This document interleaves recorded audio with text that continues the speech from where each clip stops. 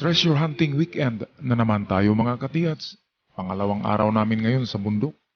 Second day in the mountain at ang pagpatuloy natin ngayon sa pag-search ay yung upuan ng general na naumpisahan natin noong isang araw.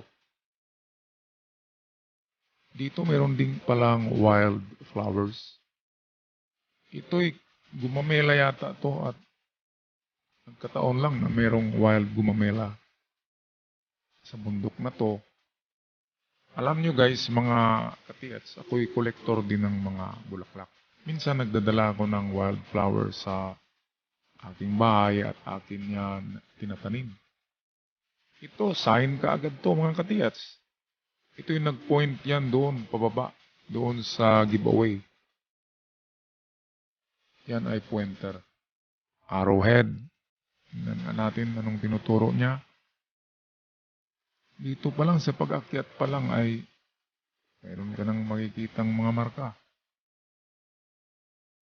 Medyo kuripot nga lang sa itong salita. Ang mga Hapon na nagbaon dito, walang mga kanji signs.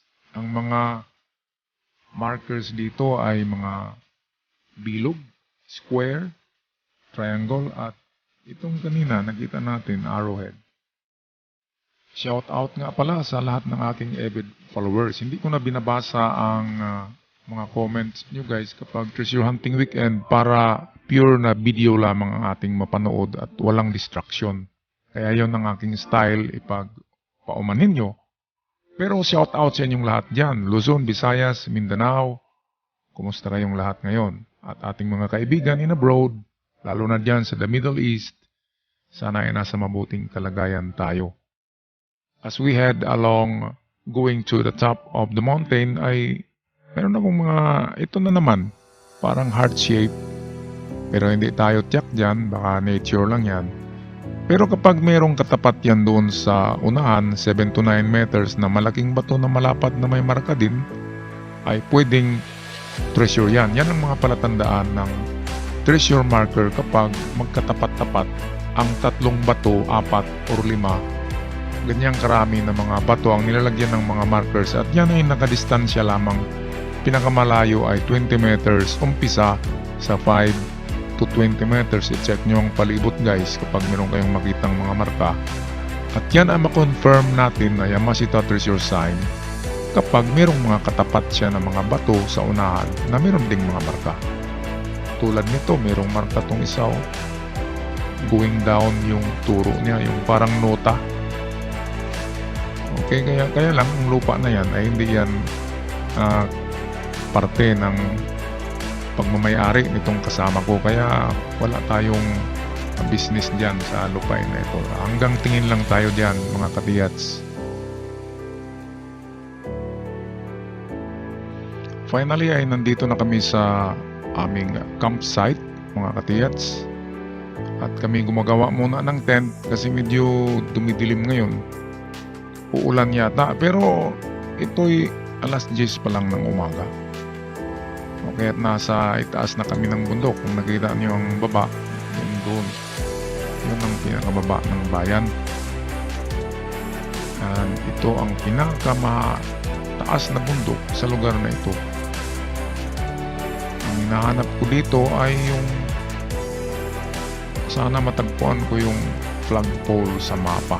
Kasi wala na yung flagpole na yan. Ang natira siguro ay yung base na lang ng flagpole, yung kung saan tinusok na parte ng bundok yung flagpole, at ang palatandaan doon ay yung konkreto na lang na may butas. Ibig sabihin yung butas ay yun ang tubo. Okay, so gawa muna kami ng tent. Temporary shelter lamang ito kasi mukhang uulan mga katiyats. Kaya sa pag-treasure hunt ay hindi pwedeng wala kang crew. Meron ka talagang mga kasama dyan kasi sino naman ang tutulong sa'yo tulad nyan. Pagkagawa ng tent, mahirap kapag ikaw lang mag-isa. Kaya yung nakita ko na vlogger na isang Chinese taga Hong Kong, palagi lang siya nag-isa doon sa bundok at bawat pasukin niya na yungib ay mayroong mga treasures kaagad at ang lalim ay nasa 1 foot lang ang lalim. Kaya nagtaka tuloy ako, bakit naman ganyan lang kababaw ang mga binaw na treasures. At bawat pasukin niya na kuweba daw ay mayroong laman. Sana ganyan din tayo. Sa akin, maraming nagtanong gustong makakita ng mga hits. Wala akong na-hits na mga gold bars. Mga jewelries at antiques meron. Pero yung mga gold bars, sabihin ko sa inyo sa totoo lang ay wala pa akong nahukay ng mga gold bars. Pero yung maliliit lamang na small stars na assorted jewelries, gemstones, meron ako niya noon. Ngunit itong matanda na ako, wala na. Yun nga ang sabi ko sa inyo na opportunity only knock in our door once. Isang beses lang ang opportunity darating sa ating pintuan. Kaya papasukin natin. Sa treasure hunting guys, ang dami kong baon dyan. Kung gera pa yan ay bala. Meron akong umiikot dyan. Helicopter ang tawag nila dyan.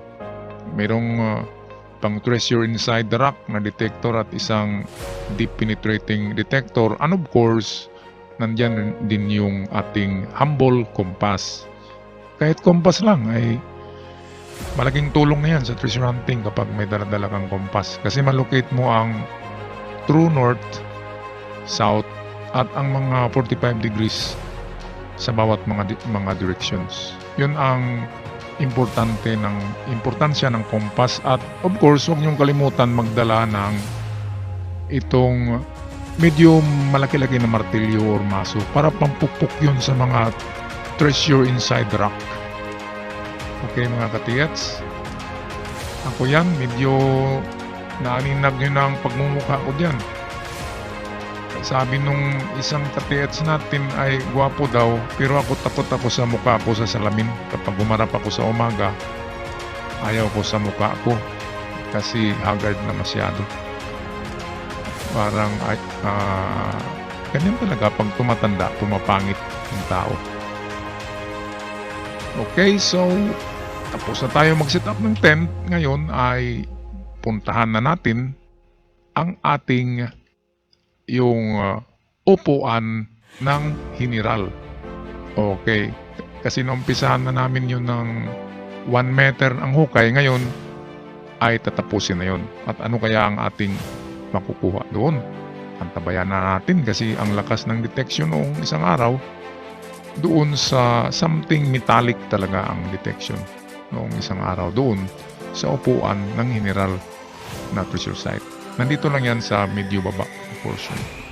Okay, so hang on guys in a while. Okay mga katiyats, medyo may kahirapan sa daanan dito. Biglang baba, biglang akyat, at meron pang mga mga hurdles. Bigla ka lang matisod, bigla ka na lang matumba dyan. Meron pang mga kung ano-anong uneven terrain. Okay, so finally nandito na kami balik sa trono ng general na site namin. At ito ako nakatayo sa malapad na bato. At yun ang hinukay namin nung isang araw. At ngayon ay nasa hanggang kilikili na ang lalim niya. At meron silang nakitang mga bato daw, mga 3 bato or 4 ba yan na nagpatong-patong dyan. Pero bago yan ay nakuha nila yung mga boulders.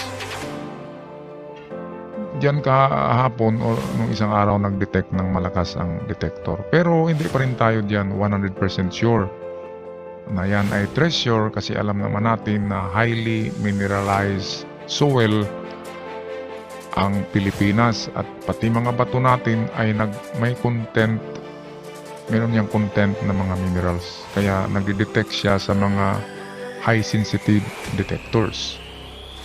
Itong kanilang iahon ngayon na bato ay hugis triangle ito at mabigat siya kaya 2 tao ang nagbuhat niyan. At sa baba niyang triangle na bato ay mayroong parang rectangular shaped rock. At tingnan natin, baka konkrito ito. Sandali lamang mga katiyats.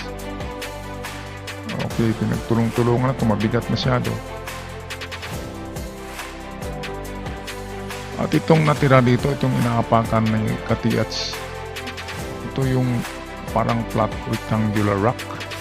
Kaya nabuhay ang dugo. Nag-detect kasi yan. Nabuhay ang dugo ng mga katiyats dito. Pero ako hindi nabubuhay yung dugo ko hanggat hindi talaga positive. Pero minsan ay bigla na lang tumataas yung blood pressure kapag sobrang excitement. Ito hindi nila matatanggal kaya kailangan namin dito ng chain block siguro. Kaya ako yung nagpakuha na ng chain block para i-chain block na lang ito para maahon itong rectangular rock na nandito. Okay, so sandali lamang katiyats. Kukuha tayo ng chain block. Dahil sa napakabigat daw ng bato, hindi talaga matitinag. Kaya kailangan na dito ng tulong-tulong bayanihan na ito. At kailangan na rin ng itong kagamitan tulad ng chain block. Kaya dito na yung chain block namin guys. Amin na yung tatalian ngayon ng kadena para mailabas, maiahon yung mabigat na rectangular block o rectangular rock dyan. Okay, so ating tingnan kung ano man yan. Ang problema ngayon ay naglulubat na itong ating camera pero ating pa rin yan kunan ng footage. Eto na mga katiyats, the waiting is over. Naitali na namin yung dulo ng chain block, yung kadena. Naitali na doon kaya hatak na lang gawin dito para maiyahon itong mabigat na bato kung ano man to. Baka merong laman ay swerte tayo. Pero akin lang sa inyo sasabihin mga katiyats, kapag kung meron man akong makuha ay siyempre hindi ko yan pwede ipapakita in public. Alam nyo na, hindi ka na makakatulong yan. Maraming maghabol sa iyo. Kaya dito kung ano man ang ending nito mga katiyats, sana ay positive. Yun lang ang ating ibahagi sa inyo ay kung paano ang pag-umpisa sa paghanap ng mga digging spot gamit ang ating treasure codes and science decoding at gamit na rin ang ating gadgets kasi 50-50 yan na result, gadget and treasure sign reading. Okay, at hindi lang gadget ang ating gamit sa pag-treasure hunt. Kailangan talaga marunong tayo mag-analyze. At hindi lang din puro analyze. Kailangan meron ding gadget para maka-pinpoint at makapagdagdag ng result na positive. At saka tayo mag-decide na hukain kung medyo mataas ang porsyento na merong laman yung ating target na digging spot. Okay, so no further ado, atin ang hatakin ito palabas mga katiyats. Okay, at medyo nag-stack up yung ating chain block. Kaya dito ang suggestion ko ay hatakin na lang, tulong-tulungan na lang ng hatak. 3 tao ang maghatak niyan, pataas, palabas sa hukay. Yung triangular rock dyan, kung ano man yan, mabigat. Masyado, hindi mabuhat ng 2 tao. Okay, so ngayon, ating tingnan, hatakin na natin to. At lobat na rin tong camera. Kaya sana maabutan nyo hanggang sa pagbasag. Pagbiyak sa bato na yan, kung ano man yan. Sana yan ay semento or concrete para mas positive tayo. Okay? Pero nag-detect naman ang bato na yan. Kaya sa palagay ko ay yan ay 50-50. It's either mineralized rock or merong laman na bato. Alright, sa wakas ay naahon din mga katiyats. Ayan yung sinasabi kong rectangular rock. Hugis yan na square, mabigat. At 60% ako dyan na baka mayroong laman yan. At salamat naman sa kamera ko ay hindi nagloko-lubat na ito eh. 1 bar na lamang. Okay, ngayon, oops, Frank, mukhang lobat tayo Frank. lobat tayo.